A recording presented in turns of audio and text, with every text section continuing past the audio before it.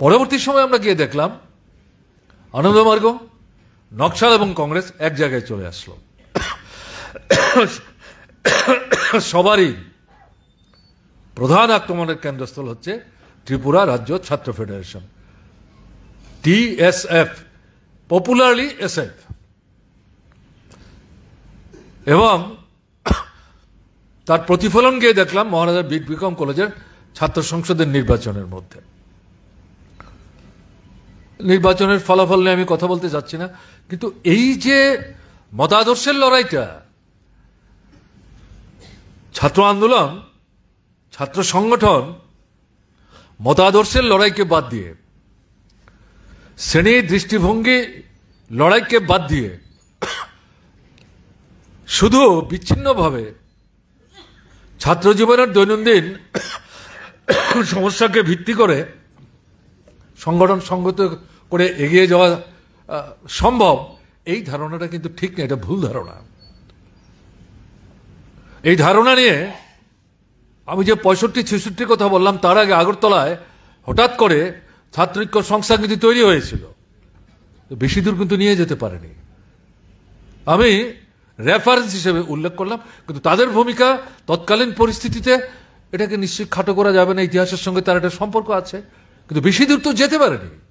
কাজে এই যে আদর্শের লড়াইটা, সেই লড়াইয়ে তৎকালীন এই যে একঝাক নেতৃত্ব দ্বারা উঠে এসেছিলেন, তার মধ্যে সমীর চক্রবর্তী অন্যতম, যার কথা বললাম, এই আদর্শের লড়াইটাতে গুরুত্বপূর্ণ ভূমিকা গ্রহণ করার চেষ্টা করেছেন। এটা বাদ দিয়ে ছাত্র ফেডারেশন কিন্তু এই জায়গায় আসতে পারত না, এটা আমাদের ভাবনার মধ্যে রাখতে হবে। আমি আমার নিজের অভিজ্ঞতার ভিত্তিতে যেটা বলবো, সমর চক্রবর্তীর কাজের মধ্য দিয়ে নিজেকে যে জায়গায় নিয়ে গিয়ে তার যোগ্যতার দক্ষতার নিদর্শন স্থাপন করতে সক্ষম হয়েছিলেন, তাকে কোন একটা দায়িত্ব দিয়ে, কি সংগঠন, কোন একটা স্কুলের সমস্যা এর সমাধানের জন্য ইউনিট ভিত্তিক একটা আন্দোলন, এটার যারা পরিচালক তাদের সঙ্গে কথাবার্তা বলে তার সমাধান, এই সমস্ত বিষয়গুলি সম্পর্কে সাংগঠনিক রাজনৈতিক আন্দোলন, তাকে একটা দায়িত্ব দিয়ে আমরা নিশ্চিত থাকতে পারতাম। সমীরকে যখন আমরা দায়িত্ব দিয়েছি, সে ঠিক এটা তুলে আনবে, এটা হচ্ছে অভিজ্ঞতা। যে কোনো কর্মীকে কিন্তু এভাবে দায়িত্ব দিয়ে তৎকালীন পরিস্থিতিতে আমরা নিশ্চিত থাকতে পারতাম না, আজকেও অনেক ক্ষেত্রে থাকতে পারি না। আবার এটাও ঘটনা, আজকের দিনেও এরকম বহু কর্মী বেরিয়ে এসছেন, এরকম ভাবে দায়িত্ব দিয়ে নিশ্চিন্ত থাকা যায়, ও তাকে দায়িত্ব দিয়েছে, alright, it will be done. কাজে সেই সময়ে সীমাবদ্ধ পরিসরে বাছাই করা, হাতে গোনা যে কর্মী দল, তার মধ্যে সমীর চক্রবর্তী ছিলেন এরকম একজন কমরেড। এই গুণ চট করে কিন্তু অর্জন করা যায় না, এটা ধীরে ধীরে নিজেকে গড়ে তুলবার ক্ষেত্রে মতাদর্শ, শ্রেণী চেতনা, শ্রেণীগত দৃষ্টিভঙ্গি, সাংগঠনিক শৃঙ্খলা, এই ত্রিধারার সমন্বয়ের মধ্য দিয়ে চেতনার ভিত্তিটা সুদৃঢ় হয়, তার থেকে এই গুণগুলি অর্জিত হয়, তার থেকে নেতৃত্বের যে পর্যায়ে সেখানে বৃত হওয়ার মতো একটা পরিমণ্ডল তৈরি করতে পারেন। সমীর চক্রবর্তী এরকম ভাবে কিন্তু সেই নেতৃত্বের পর্যায়ে নিজে বৃত হয়েছিলেন। আমরা এক সময় ঠিক করলাম, বীরেন্দার বাড়িতে ছিল অফিস, কমরেড মানিক ভারতের কমিউনিস্ট পার্টি মার্ক্সবাদীর বর্তমান পার্টি বিষয়ের কথা বললেন। আমি যখন এখানে ছাত্র আন্দোলনের সঙ্গে যুক্ত হই, আমি কিন্তু কমিউনিস্ট পার্টি অফিসে যাইনি, আমাকে নিয়ে যাওয়া হয় বীরেন দত্তের বাড়িতে, এবং যিনি নিয়ে গেছিলেন তিনি কে, প্রবীর সিংহ। তিনি আজ কোথায় আছেন আমি জানি না, যেভাবে লেগেছিলেন আমার পেছনে, উদয়পুর থেকে অমল ভট্টাচার্য গিয়েছিলেন। যাই হোক, আমি যেটা বললাম, যাই হোক, বীরেন্দার বাড়িতে পরিবার বড় হচ্ছে, ছেলেমেয়েরা পড়াশোনা করছে, একটু জায়গা চাই, দু কুঠার একটা ঘর, খাওয়া পড়া, ঘুমানো পড়া, এগুলো তো সম্ভব না। তো এক সময় প্রশ্ন আসলো যে এই জায়গাটা আমাদের ছাড়তে হবে, যদিও এই বাড়ি থেকে কেউ বলেনি। তখন কিন্তু আমরা বর্তলা পার্টি অফিসে চলে আসলাম। আমার এখনো মনে আছে, মিটসেপ যেটাকে আপনারা বলেন, মাছ মাংস যেটাতে রাখা হয় রান্না করে, এরকম বহু কষ্ট করে তৎকালীন সময়ে 25-30 টাকায় এরকম একটা মিটসেপ কিনে, এটাই ছাত্র ফেডারেশনের আলমারি আমরা করেছিলাম। আমাদের একটু জায়গা দিয়েছিল, কিন্তু আমরা অনুভব করছিলাম পার্টি অফিসে তো সবাইকে আনা যাচ্ছে না, সবাই তো আসতে চাইছে না, আসবে কেন? আমরা তো বাধ্য করতে পারি না তাদেরকে আসতে। তখন আমাদের নেতৃত্বের মধ্যে উপলব্ধিতে আসলো বাইরে কোথাও একটা অফিস করা যায় কিনা। আমরা তখন পাশাপাশি লক্ষ্য করছি কৃষকদের সংগঠন আছে, তখন ক্ষেতমজুর হয়নি, অনেক পরে হয়েছে। শ্রমিকদের সংগঠন আজকে যা তার আপনার বপু এরকম ছিল না, 4-5টা সংগঠন। এই দুটো হচ্ছে প্রধান, আর হচ্ছে গণমুক্তি পরিষদ। তা এই জায়গাতে তারা তো সবাই এখানেই কাজ করছেন, ঠিক আছে, তাদের কোনো অসুবিধা নেই। তাদের কাছে তাদের গণসংগঠন পার্টি মাঝখানে কোনো দেয়াল ছিল না।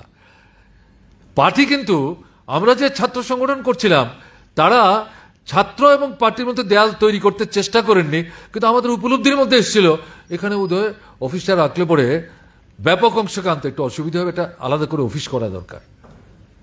সমীরকেই দায়িত্ব দিলাম। সমীর, দেখো তো শহরের মধ্যে এই মোটর স্ট্যান্ড থেকে আরম্ভ করে পশ্চিমী চৌমনির মধ্যে, সবচেয়ে ভালো হয় কামান চৌমনি থেকে পশ্চিমী চৌমনির মধ্যে একটা ছোটখাটো একটা ঘর বের করা যায় কিনা। সে তো মাথা ঝুঁকে বলল দেখেই কি করা যায়।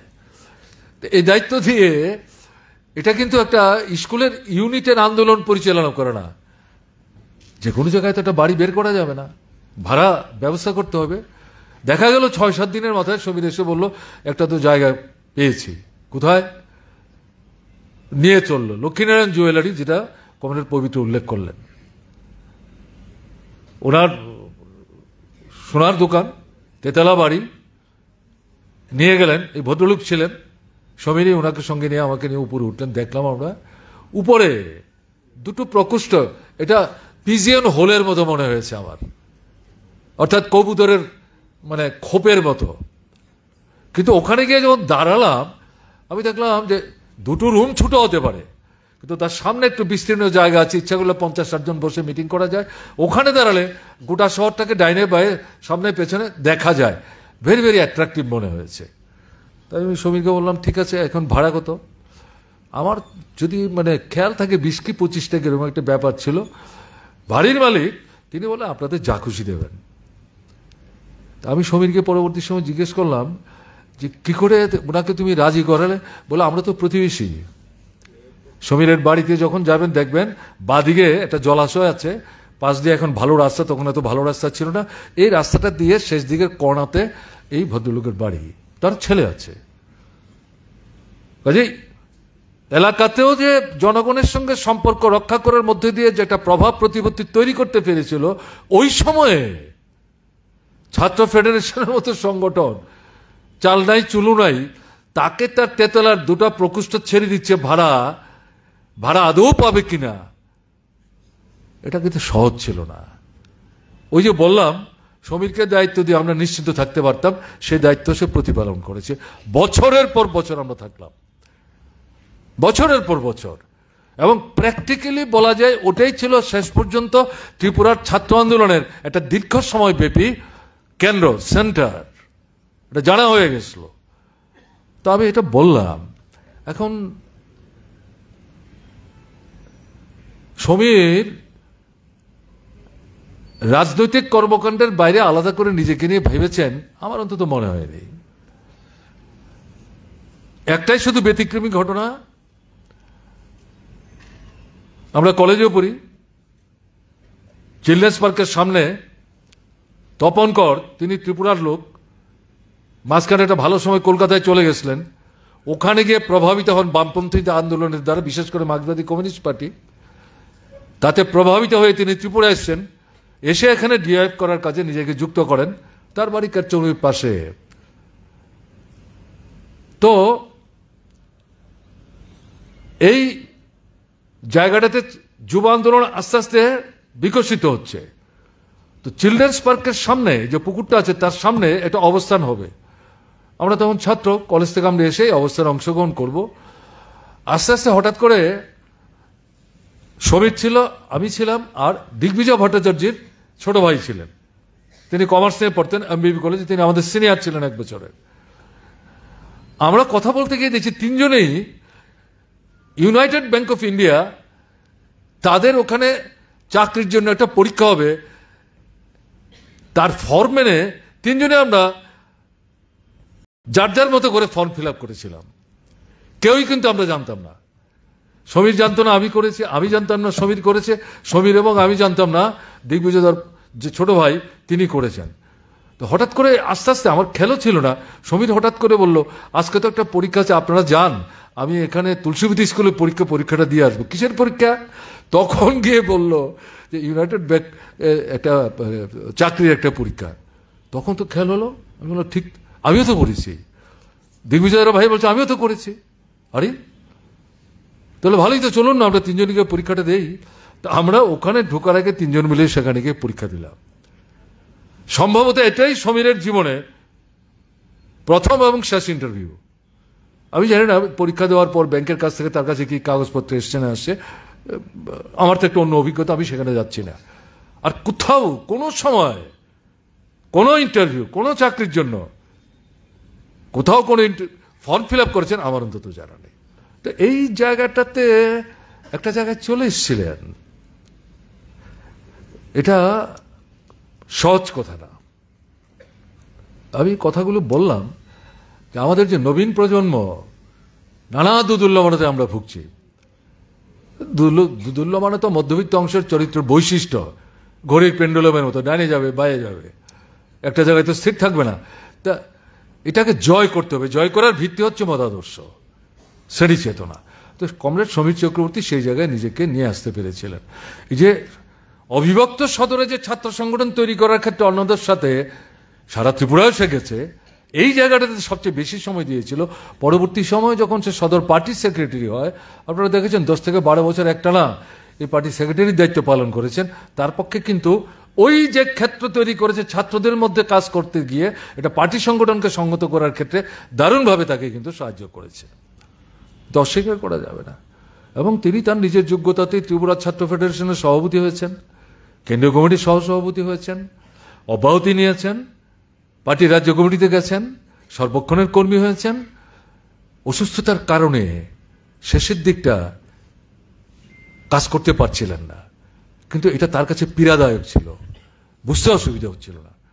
সে এটাও বুঝতে পারছিল যে আমার কাছে তো পার্টি আরো অনেক বেশি কাজ চায়, এবং এটা তো ঠিক, আমি তো অনেক বেশি কাজ করতে পারতাম, করেছিও, কিন্তু আমি তো সেইভাবে দিতে পারছি না।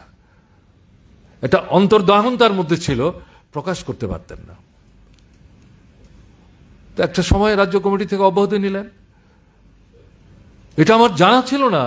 তার বাড়িতে যখন ওদিন আমি গেলাম, তখন আমি শুনলাম তার পুত্রবধূর কাছে যে এটা মনকষ্টে তিনি ভুগছিলেন। তারপর আমাকে একদিন ডেকে বললেন, পার্টি আমাকে টাকা দিচ্ছে সর্বক্ষণের কর্মী হিসাবে, আমি কিছু কাজই করতে পারছি না, কেন এই টাকাটা আমি নেব?